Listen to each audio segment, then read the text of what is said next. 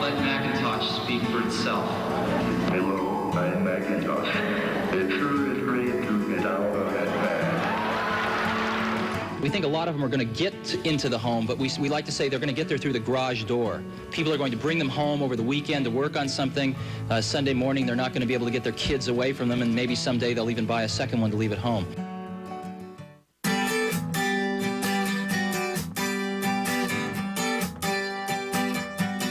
The strangest thing about Apple is it hasn't had a good consumer product. Here's one of the best consumer brands in the world, and they haven't had a compelling product under $2,000.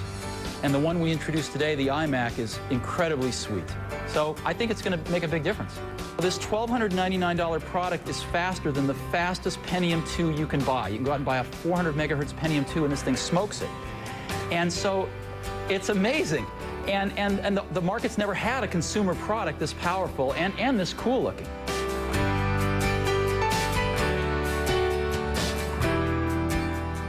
What is iPod? iPod is an MP3 music player, has CD quality music, and it plays all of the popular open formats of digital music. But the biggest thing about iPod is it holds 1,000 songs.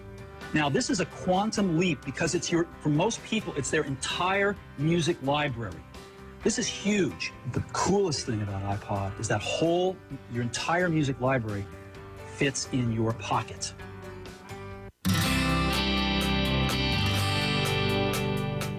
I've got a pocket right here. Now, this pocket's been the one that your iPod's gone in, traditionally.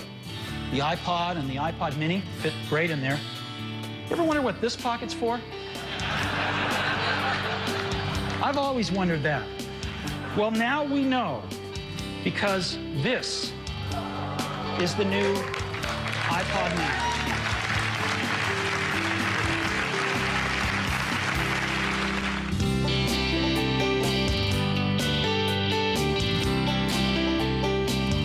Today, Apple is going to reinvent the phone.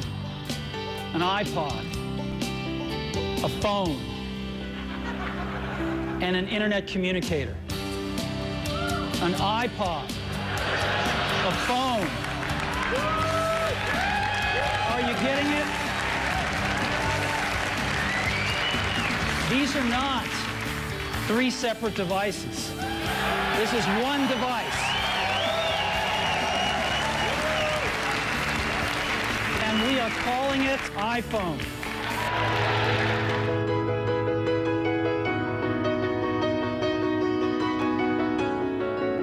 And the question has arisen lately, is there room for a third category of device in the middle?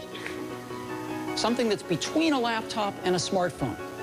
And of course, we've pondered this question for years as well. The bar is pretty high. In order to really create a new category of devices, those devices are going to have to be far better at doing some key tasks. And we call it the iPad. And what this device does is extraordinary. You can browse the web with it. It is the best browsing experience you've ever had. It's phenomenal to see a whole web page right in front of you, and you can manipulate with your fingers. It's unbelievably great. Way better than a laptop. Way better than a smartphone.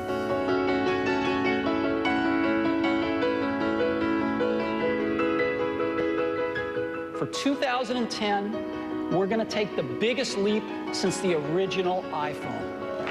And so today we're introducing iPhone 4. Stop me if you've already seen this. Believe me, you ain't seen it. You've got to see this thing in person. It is one of the most beautiful designs you've ever seen. Hey, Johnny.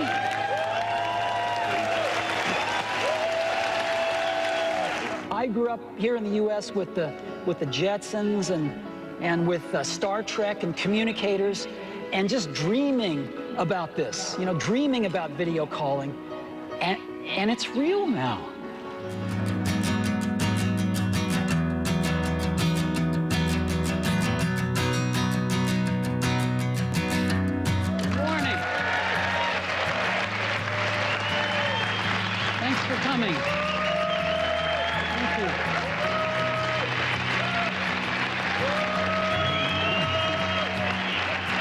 Thank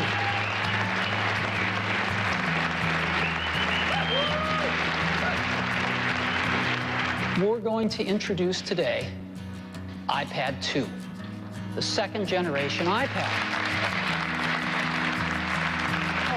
It is an all-new design.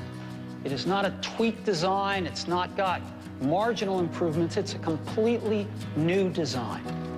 And the first thing is, it's dramatically faster.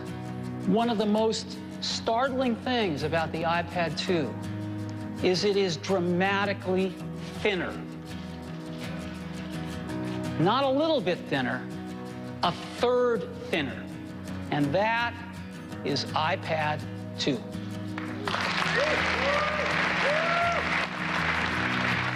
As always, I'd also like to thank everyone's families because they support us and let us do what we love to do. So thank you very much to our extended families out there who make it possible for us to work our tails off making these great products for you.